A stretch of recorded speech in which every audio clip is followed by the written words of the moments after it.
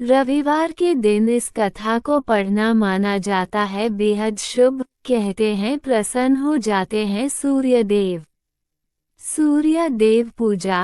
कहते हैं सूर्य देव की आराधना करने से कुंडली के सभी दोष दूर हो जाते हैं।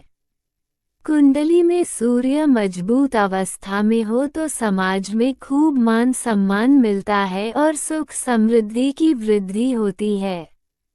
इसलिए सूर्य देव की पूजा में इस व्रत कथा को पढ़ने का भी बहुत महत्व है। रविवार व्रत कथा जैसे सोमवार का दिन भोलेनाथ को समर्पित किया जाता है। शनिवार शनि देव का दिन माना जाता है। ठीक उसी तरह रविवार का दिन सूर्य देव को समर्पित किया जाता है।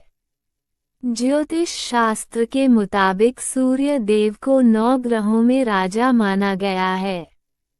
कहते हैं सूर्य देव की साधना आराधना करने से कुंडली के सभी दोष दूर हो जाते हैं। कुंडली में सूर्य मजबूत अवस्था में हो तो समाज में व्यक्ति को खूब मान सम्मान मिलता है और सुख समृद्धि की वृद्धि होती है। इसलिए सूर्य देव की पूजा के साथ साथ रविवार के दिन इस व्रत कथा को पढ़ने का भी बहुत महत्व है। रविवार की व्रत कथा। रविवार व्रत कथा।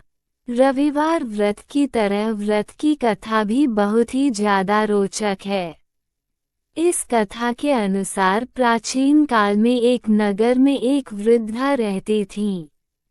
वो रविवार नियम से घर आंगन को गोबर से लीपकर भोजन तैयार किया करती और सूर्य देव को भोग लगाने के बाद ही खुद भोजन करती थी।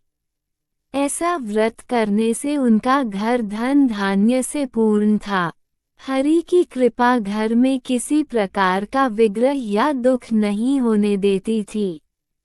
घर में सब कुछ आनंद मंगल था। इसी तरह कुछ दिन बीत जाने पर वो पड़ोसन जिसके गौ का गोबर वृद्धा लाया करती थी वो विचार करने लगी कि ये वृद्धा हमेशा मेरी गौ का गोबर ले जाती है।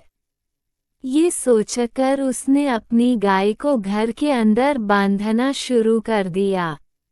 गोबर न मिलने पर वृद्धा रविवार के दिन अपने घर को लीप नहीं पाए, इसलिए ना उन्होंने भोजन बनाया, ना भगवान को भोग लगाया और ना ही खुद भोजन किया। इस प्रकार उन्होंने निराहार व्रत किया। रात हो गई और वह भूखी ही सो गई। रात में भगवान ने उन्हें सपना दिया और भोजन न बनाने और भोग न लगाने का कारण पूछा। वृद्धा ने भगवान को बताया कि गोबर न मिलने के कारण वो भोजन नहीं बना सकी। तब भगवान ने कहा कि माता, हम तुमको ऐसी गौ देते हैं जिससे सभी इच्छाएं पूरी होती हैं, क्योंकि तुम हमेशा रविवार को गोबर से लीपकर भोजन बनाती हो और भोग लगाकर ही खुद भोजन करती हो। इससे मैं खुश होकर तुम्हें वरदान देता हूँ। सपने में भगवान का ये वरदान पाकर जब वृद्धा की आंख खुली तो देखा कि आंगन में एक अति सुंदर गौ और बछड़ा बंधे हुए हैं। गाय और बछड़े को देखकर वह खुश हो जाती हैं और घर के बाहर बांध देती है और खाने को चारा डाल देती हैं। जब पड़ोसन ने वृद्धा के घर के बाहर अति सुंदर गौ और बछड़े को देखा तो द्वेष भावना से प्रेरित होकर उसका हृदय जल उठा, और जब उसने देखा कि गाय ने सोने का गोबर दिया है तो वो गाय का सोने का गोबर ले गई और अपनी गाय के गोबर को उसकी जगह रख दिया। रोजाना वह ऐसा करती रही और सीधी सादी वृद्धा को कानों कान इसकी खबर तक नहीं होने दी।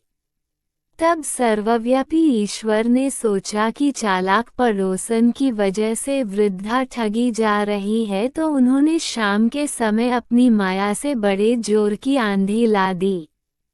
आंधी के भय से वृद्धा ने अपनी गाय को अंदर बांध दिया। सुबह जब गाय ने गोबर दिया तो वृद्धा आश्चर्यचकित रह गए और फिर वो रोजाना अपनी गौ को घर के अंदर ही बांधने लगी।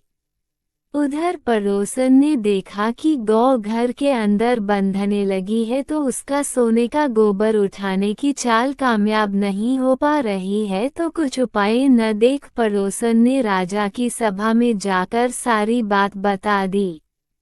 उसने राजा से कहा कि मेरे पड़ोस में एक वृद्धा के पास ऐसी गाय है जो आप जैसे राजाओं के ही योग्य है।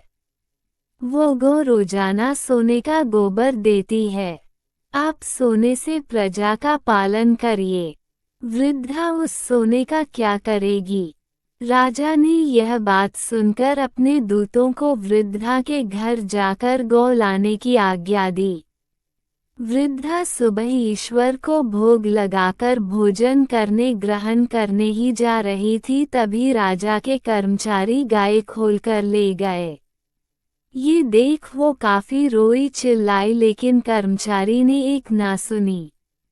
उस दिन फिर वृद्धा गौ के वियोग में भोजन न कर सकी और रात भर रो रो कर ईश्वर से गाय को पुनः पाने की प्रार्थना करती रही। वहीं दूसरी ओर राजा गौ को देखकर प्रसन्न हुआ और सुबह जैसे ही वो उठा सारा महल गोबर से भरा दिखाई देने लगा। राजा ये देखकर घबरा गया। भगवान ने रात में राजा को स्वप्न में कहा था है, राजा गाय वृद्धा को लौटा देने में ही तुम्हारी भलाई है। रविवार व्रत से प्रसन्न होकर मैंने उसे यह गाय दी थी। सुबह होते ही राजा ने वृद्धा को बुलाकर बहुत सारे धन के साथ सम्मान सहित गौ और बछड़ा लौटा दिया। इसके साथ ही पड़ोसन को बुलाकर उचित दंड भी दिया।